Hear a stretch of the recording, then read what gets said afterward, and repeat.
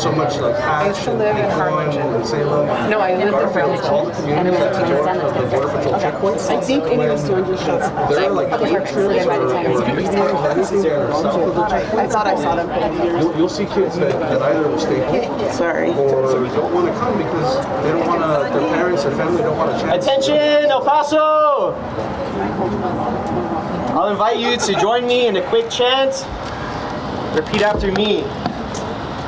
El pueblo unido jamás será vencido. El pueblo unido jamás será vencido. El pueblo unido jamás será vencido. El pueblo unido jamás será vencido. The people united will never be divided. The people united will never be divided. The people united will never be divided. The people united will never be divided. Eso. You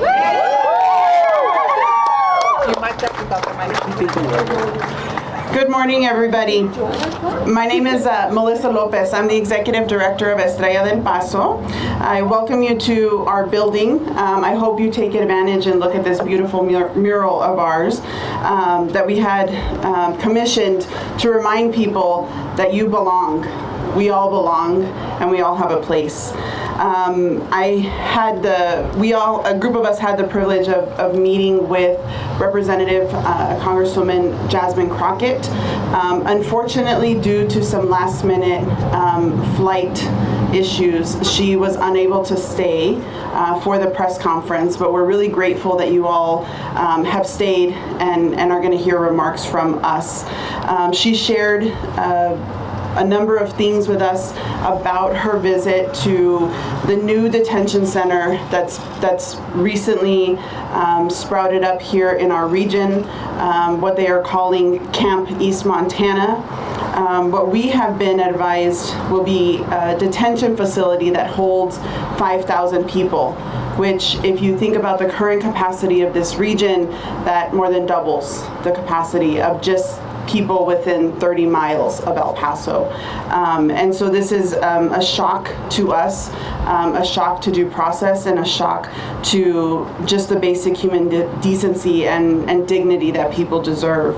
And so I wanted to share a little bit of some of what she shared with us, some of the insights, and then some of the other speakers will share as well. We're really grateful to Representative Crockett for coming to El Paso and for ensuring that she took this visit. Our community has been denied access to this facility. We have not been in the facility. We have not had tours of the facility. We have not even been allowed legal visits to the facility. And so as a result, we're relying on our members of Congress to hold the facility and those running the facility accountable. And so we're really grateful that she made the time to come here and to ensure that she could be our voice and speak to the conditions in the facility. A couple of things that she mentioned, and one of the things that the medical facilities she shared seemed to be adequate, which is what our local Congresswoman Escobar also shared. However, the concern is that when these facilities first open up, medical is always adequate. And then once they reach their capacity, the medical care quickly falls to the wayside. And so medical care is something that we will continue to monitor on an ongoing basis, and something that we're really concerned about. For us here at Estrella del Paso, we are a legal organization. We represent, we have a number of attorneys and accredited representatives on staff. We help people with their legal cases. So our big concern is ensuring that our legal team is able to get in there and interview people. We made requests this week to visit a number of people, and we're told that we could not have in-person visits, that we could only do telephone visits. Representative Crockett mentioned that she was told the opposite today.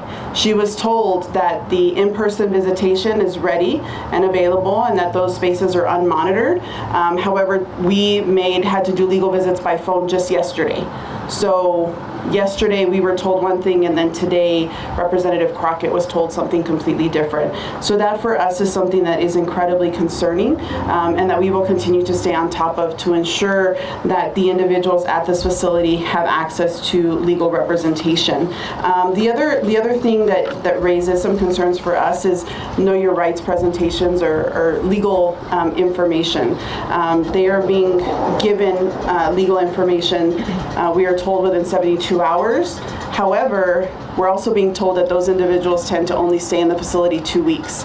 So, and a lot of the individuals that we encountered are still going through the deportation process. And so not having access to attorneys in this very critical moment in their lives and in their immigration cases is just wholly unacceptable. And so we will continue we will continue to work with the Congresswoman to ensure that we fight for access to the facility, and then we continue to fight for people's rights while they're detained in the facility. So I'm going to go ahead and turn it over to our next speaker, and then we'll open it up for questions at the very end. Thank you.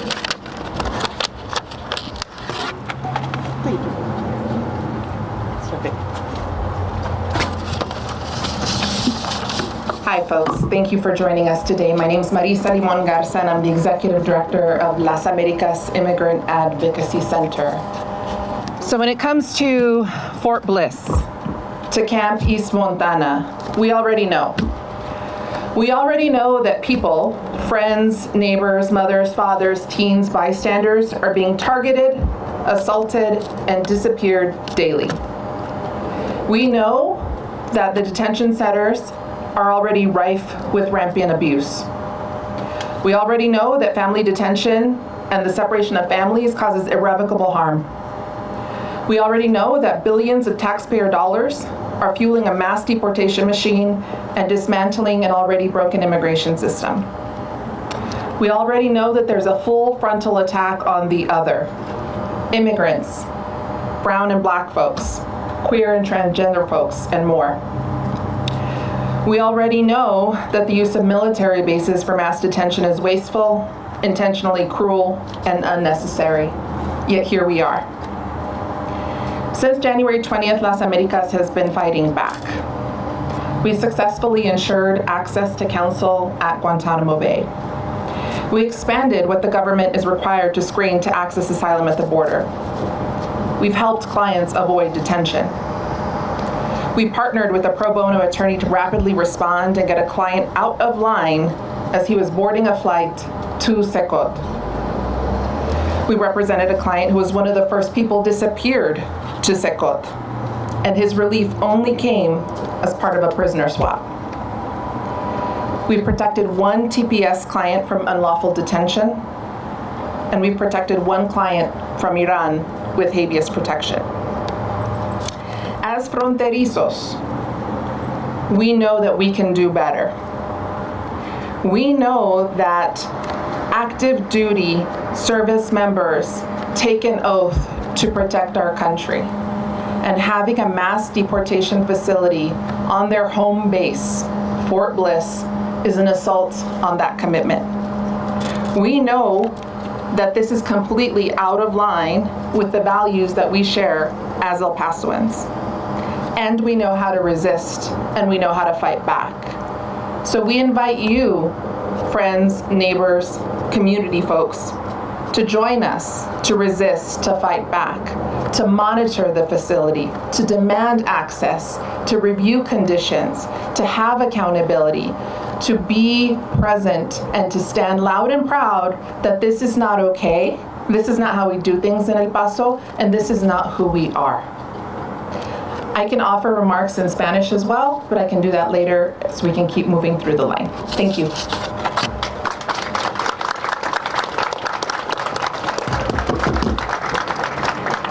Good morning, everyone. My name is Samantha Singleton, and I'm the Policy Director at the Border Network for Human Rights. I stand here on behalf of the hundreds of immigrant and border families who make up BNHR, families who organize every day to defend their dignity, their rights, and their communities. Here at our nation's front door, the U.S.-Mexico border, our communities have endured decades of discriminatory policies and relentless militarization, strategies rooted in white supremacy, racism, and xenophobia. They say everything is bigger in Texas. Sadly, that includes the scale of civil and human rights violations our communities have to endure. For years, we've warned what was being tested under Governor Abbott's Operation Lone Star would not remain in Texas. It would become the model for federal immigration policy. Today, under the Trump administration, we are seeing that warning come true. The opening of the country's largest ICE detention site has been treated like a ribbon-cutting ceremony by the Trump administration, an event to celebrate, when it should have been an alarm, a moment for reflection, and a call to change course. Fort Bliss has long carried a legacy of exclusion and harm, from internment during World War II to the detention of unaccompanied children. Reviving this shameful use of military base for immigration detention is a disgrace to the values of our city and our country. But Americans from all walks of life are watching. They see neighbors and loved ones disappeared in unmarked vehicles. They see the devastation of family separation, and they see billions of taxpayer dollars being spent terrorizing immigrant communities while families across the nation struggle to put food on the table, access to health care, and secure education. As Americans, we believe that families should not be disappearing, that children should not be caged, and communities should not be militarized. It upholds dignity, justice, and human rights for these things not to happen. This is why we demand the immediate closure of Camp East Montana, and for those resources to be directed to uplift our communities. We definitely call on Congress to exercise rigorous oversight, guarantee transparency, and ensure that every person in detention has access to legal representation, food, water, medical care, and dignity. We demand that local governments and NGOs be granted access to this facility. BNHR is going to remain vigilant. We will document every abuse. We will amplify the voices of those inside and continue to fight until justice and dignity are upheld. Together, we can choose a future where our policies reflect compassion and respect for all mankind. Thank you.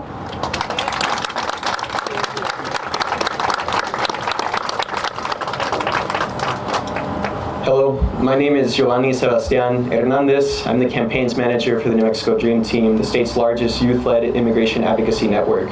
And of course, I'm also a resident of the borderlands and neighbor to my siblings here in El Paso, Texas.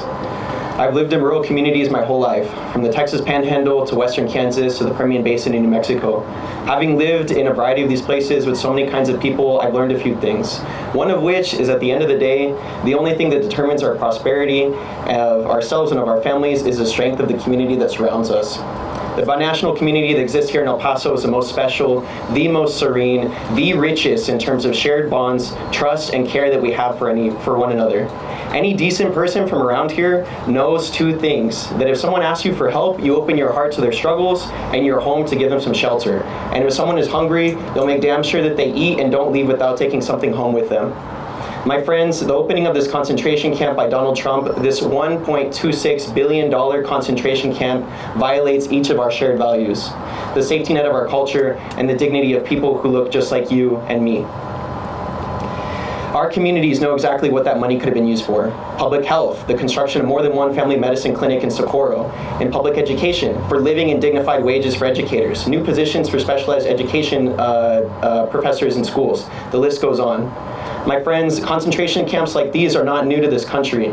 Just a few miles away from here is the Otero County Detention Facility. The New Mexico Dream Team has direct testimony of individuals placed in detention there, thus suffering from extreme weight loss, no access to medical care even when in crisis, and a denial of legal services, and even being denied shoes for months.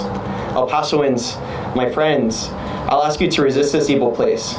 They will plague our communities, offering jobs at the expense of your values and your humanity. Parents, talk to your sons and your daughters. Tell them to reject supporting this inhumane place with their labor.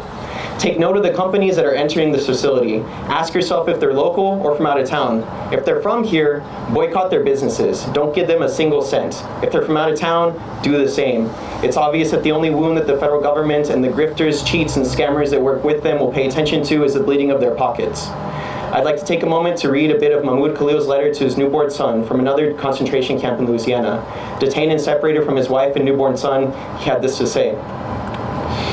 In the early hours of the 21st of April, I waited on the other end of a phone as your mother labored to bring you into this world. I listened to her pained breaths and tried to speak comforting words into her ear over the crackling line. During your first moments, I buried my face in my arms and kept my voice low so that the 70 other men sleeping in this concrete room would not see my cloudy eyes or hear my voice catch. I feel suffocated by my rage and the cruelty of a system that deprived your mother and myself of sharing this experience. Why do faceless politicians have the power to strip human beings of their divine moments? Since that morning, I've come to recognize the look in the eyes of every father in this detention center. I sit here contemplating the immensity of your birth and wondering how many more firsts will be sacrificed to the whims of the US government, which denied me even the furlough to attend your birth. How is it the same politicians who preach family values are the ones tearing families apart?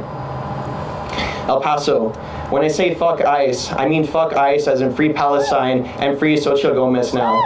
The borderland is proud, and as we say, sin papeles, sin miedo. Thank you.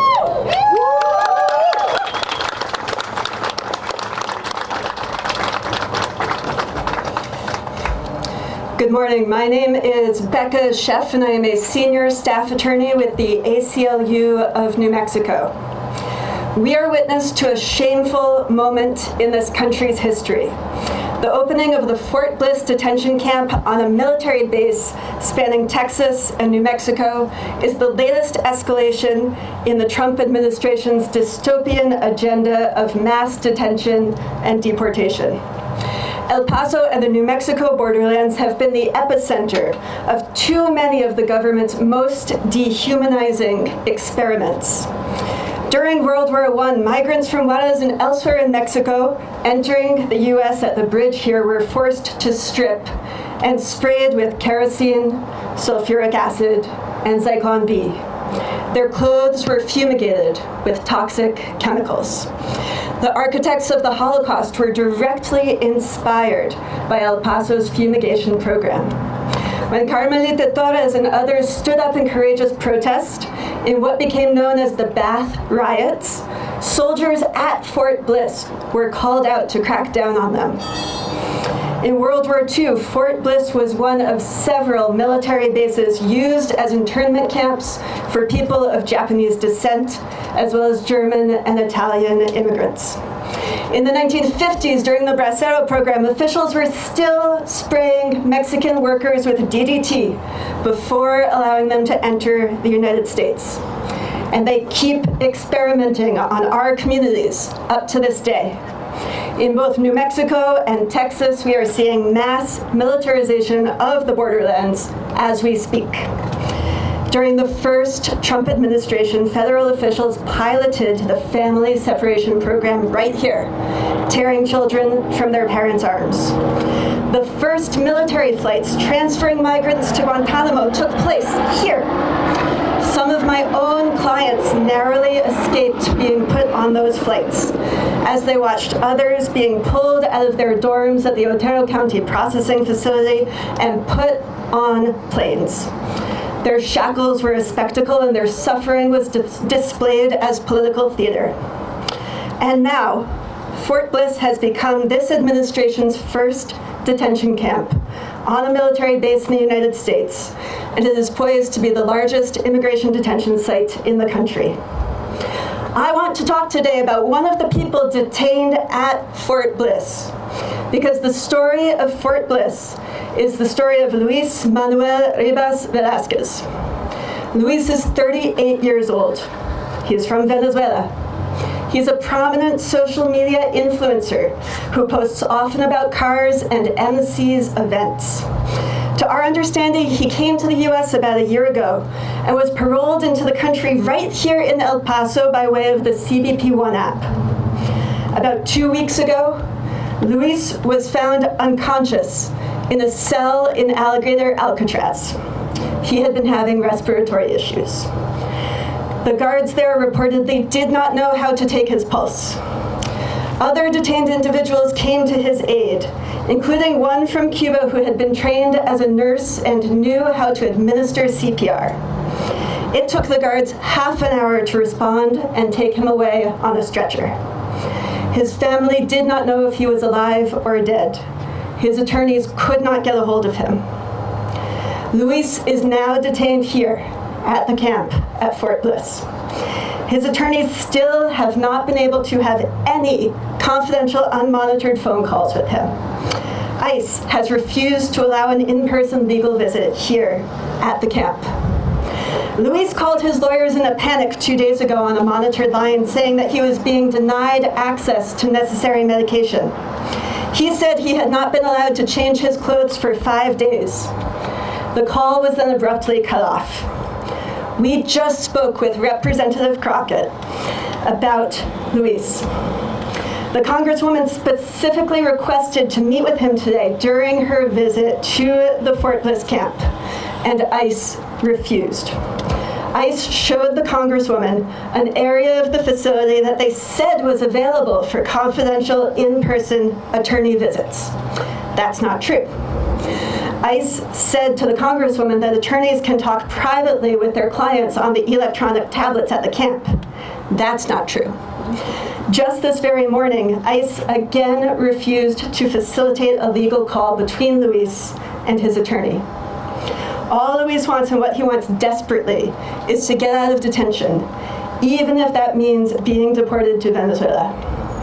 That's what it's come to for him and for so many others.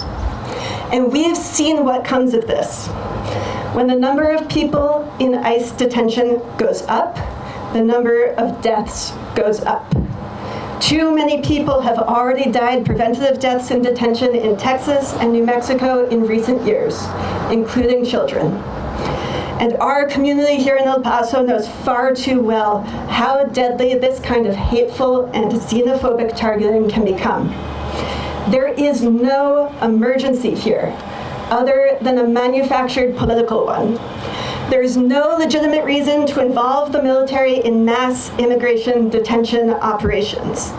This is no longer quote-unquote civil immigration detention. It has been militarized and it is illegitimate. We come together today united across the borderland to resist any attempt to divide us, to attack our communities, or to rip our neighbors and our loved ones away from their families. It is on us all to boldly stand in the way of the government's efforts to concentrate and warehouse people here at Fort Bliss on the way to deportation. And we will not stop fighting.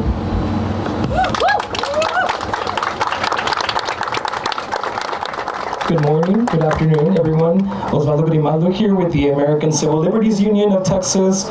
Today I will be speaking both in English and in Spanish. En respeto de nuestra población de habla hispana, voy a estar hablando en inglés y en español. My friends, as you have heard today, we are gathered to condemn the use of Fort Bliss as the largest detention camp in the United States. Como han escuchado hoy, estamos reunidos para condenar el uso de Fort Bliss como el campo de detención más grande de inmigrantes en este país. This human and civil rights catastrophe is not about security and order. It is part of a broader effort at both the state and federal levels to instill fear and accelerate mass deportations, no matter the human cost, and far too often without any due process. Ese catástrofe de derechos humanos y civiles no se trata de seguridad ni de orden. Esto forma parte de un esfuerzo más amplio, tanto a nivel estatal como federal, para infundir miedo y acelerar deportaciones masivas sin importar el costo humano, y con demasiada frecuencia sin ningún debido proceso legal. Let's be clear. Every person in this country is guaranteed equal protection and a fair legal process. Seamos claros, a toda persona en este país se le debe de garantizar protección igualitaria y un proceso legal justo. No one should be subjected to cruel and inhumane conditions. Yet, the Fort Bliss Detention Camp is slated to detain an estimated 5,000 human beings in 10 facilities under the scorching sun, without any real guarantee they will have access to lawyers and other basic necessities. Nadie debería ser sometido a condiciones crueles y inhumanas. Sin embargo, el campo de detención en Fort Bliss tiene previsto encerrar a más de 5,000 personas en instalaciones bajo el sol, sin ninguna garantía real de que tendrán acceso a abogados y a otras necesidades básicas. Cuando las personas son encerradas en instalaciones remotas, lejos de tribunales y de sus familias, el simple derecho y acceso a la representación legal se convierte en una promesa vacía.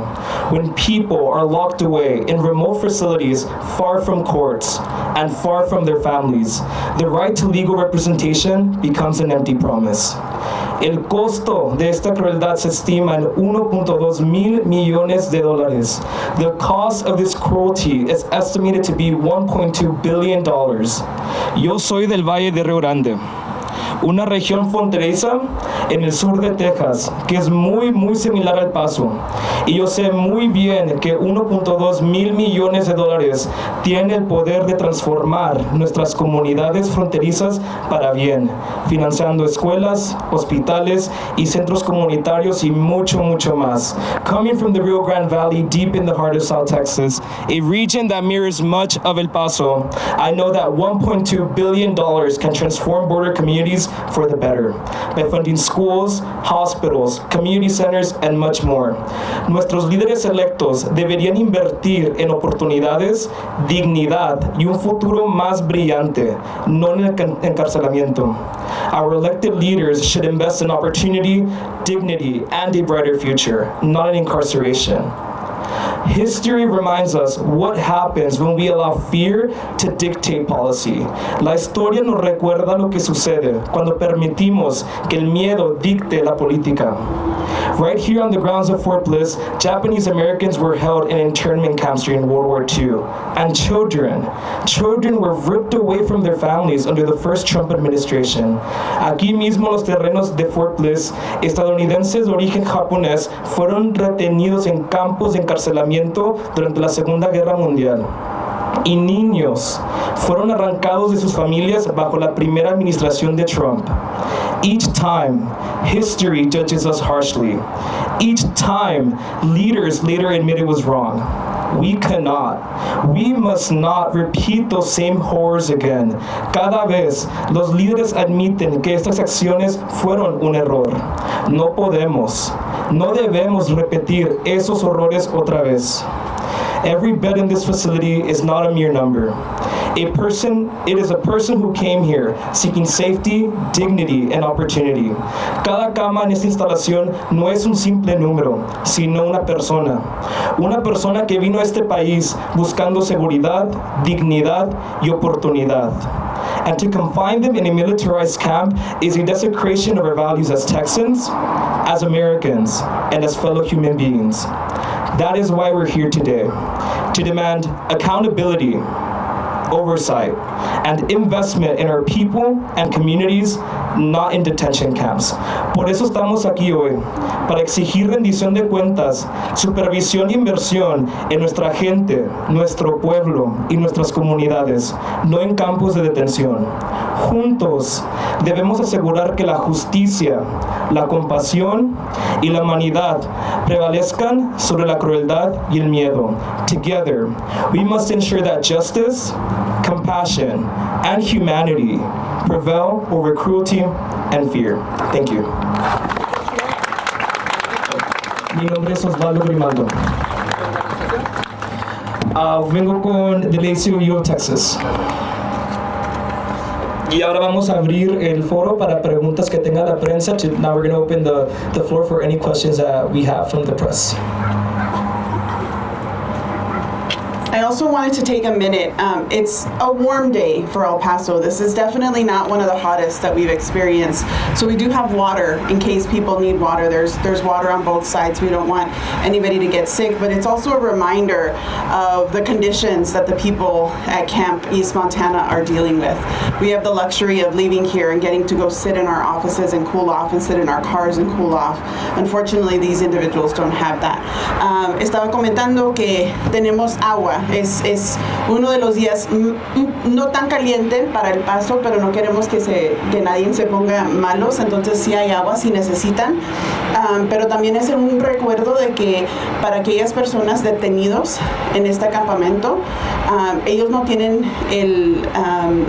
el privilegio, sí, buscaba una mejor palabra, pero el privilegio de ir a sentarnos en la oficina o en el carro bajo el aire para no estar tan caliente.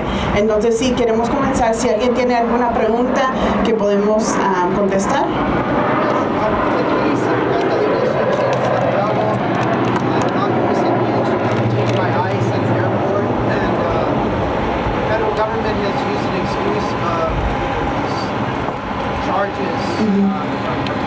Prior history. Yesterday, her attorney said that those charges were never filed against her. How often does that happen in these cases? And is there ever any relief that you all have witnessed when the federal government will acknowledge that they messed up or that something went wrong with their system and they release somebody? And if you could also just speak to the fact that people are detained for misdemeanors and victimless crimes. Sure.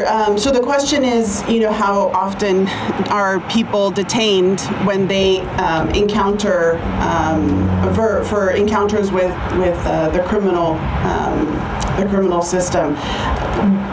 Representative Crockett confirmed to us that ICE informed her that 50% of the people currently at Camp East Montana are there and have had some kind of run-in with the criminal system.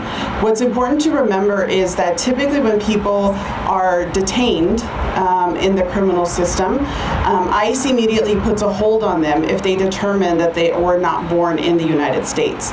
Now, that typically happens almost in every case before the person even goes to see a judge. So that will happen within the first 24 hours of their arrival within the criminal justice system. And so we're talking about any sort of encounter with law enforcement. It's very common, especially here in El Paso, that people have parking violations that they can't pay. And so what they do is they decide to go turn themselves into the jail so that they can pay off their citations by spending a day in jail. Well, that encounter, going to jail over traffic citations, will result in that person being detained by ICE. So we need to be very careful about the language in terms of criminal encounters. So it could be something as minor as you get stopped by the police for having a broken tail light, and as a result, they call Border Patrol and you get detained. So we need to be really careful about that language. Xochitl's attorney did confirm yesterday that the charges in a number of those situations that ICE is claiming she was arrested for were dismissed. And so this is typical. Will ICE correct their wrong? No, they don't. It takes attorneys going in and helping and advocating for people to get them out of detention. But when we don't have access to those individuals and we don't have access to those facilities, we cannot fight for their release. And so this is why attorney access to these detention centers is so important. I don't know if anybody else wants to share a comment. No? Just considering the conditions in our own jail, there have been people who have died, whether it's due to lack of medical access or mental health resources. I know you all have touched on it. Could you speak to the risks of having such a large population of people and what you all have seen in terms of the kind of service that they may or may not receive? Sure. The larger the facility, frankly, the less attention people get, and that's across the board. We're talking everything from sanitation conditions to meals, and especially medical care. Medical care and mental health care in large facilities tends to be vastly inadequate. And so that's a real concern for us. El Paso as a community, we struggle to have enough doctors to serve the community of El Paso, and then you add a facility this large and put people in dangerous conditions, it certainly could lead to more need for medical care in a community that's already fighting and struggling to meet the needs of our community. So there's a number of needs. I mean, we're talking basic human needs. Like, we're not even getting to the point of talking about legal access, even just things as basic as food, shelter, water, medical care. And those are some of our biggest concerns. Perdón, Julian. I'll just share, this is a spectacle. This is for show.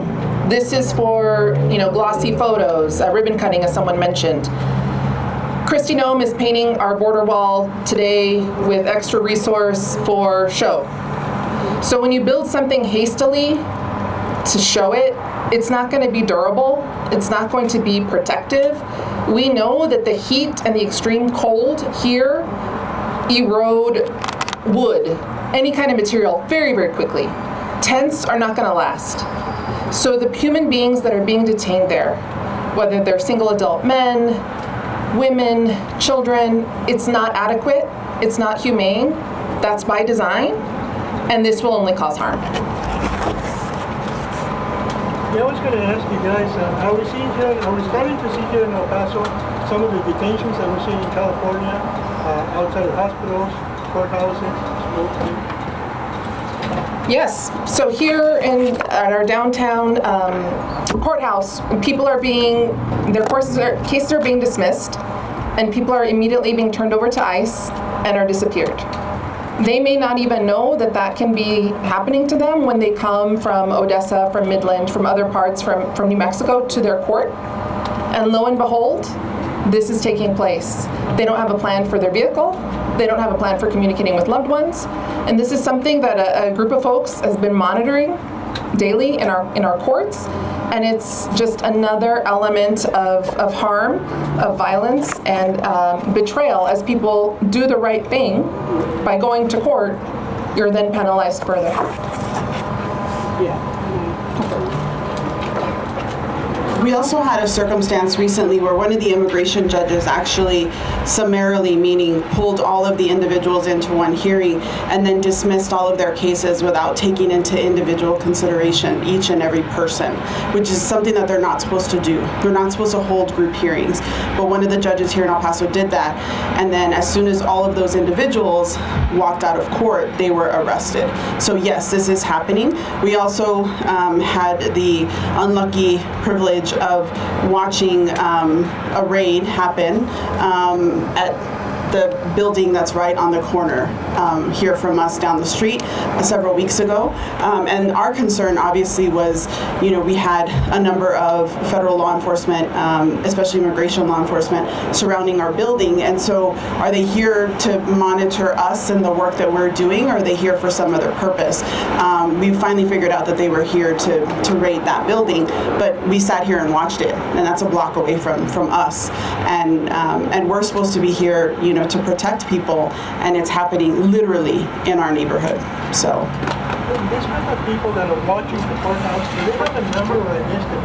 How many cases were dismissed, or how many minutes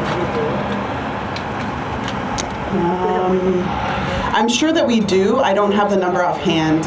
One of them was here earlier, but I don't see her anymore. So we can follow up with that information. Can you speak to what you are aware of the population that are already in this? How many Fort Bliss are different cities? Are there people that work here who have been transferred here?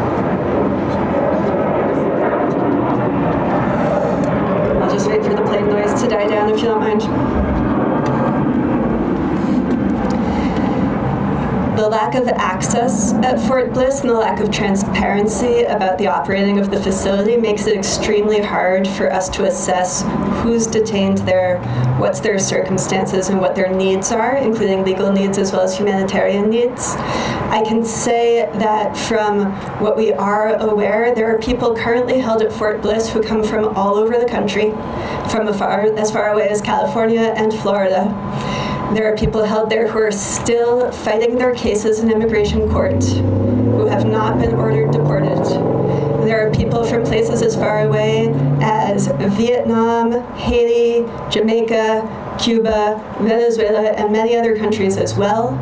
And we do not yet know what access we will have to them to be able to speak with them directly and assess their needs. I will also say that we are specifically aware of individuals who, as Melissa was just saying, have had their immigration court proceedings dismissed at the request of the government and then were apprehended and taken to Alligator Alcatraz, as Luis was, and then transferred here to Fort Bliss. These are people who showed up at immigration court and ended up first in the Everglades and now here at this militarized camp. Yes, of course. My name is Becca Sheff, and I'm a senior staff attorney with the ACLU of New Mexico. So everybody's in agreement that the camp should be closed? Yes. Yes. Yes. Yes. Should never have opened. And there's a plan to open more. Like Sumo's last question. You know that we've seen that there's been an arrest of people who show up to the immigration court. People who have pending cases out in the community, whether it's Los Angeles, New York, Chicago. Have you seen any trends as to the targeting of people with DACA recipiency, or are these cases more spotted than they are widespread? I don't have my notes with me, but if you reach out to the folks from United We Dream, they recently shared that there, I believe, are more than 10 DACA recipients across the country that have been detained. So it is real. This administration doesn't really care about status. That's an afterthought. It's really just a targeting of people, a racial profiling, a rounding up of numbers to meet quotas, which is ignoring humanity and any kind of right to being a dignified person.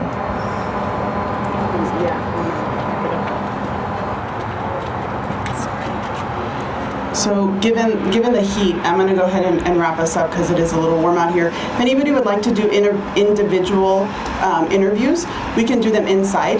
That way we can get people out of the heat because it is warm and I don't want anybody to get sick. We thank you for coming. Again, we appreciate Congresswoman Crockett coming to visit this facility and giving us the only insight that we've really had up to this point, other than the visit from Congresswoman Escobar just the other day. We will continue to fight and continue to insist on access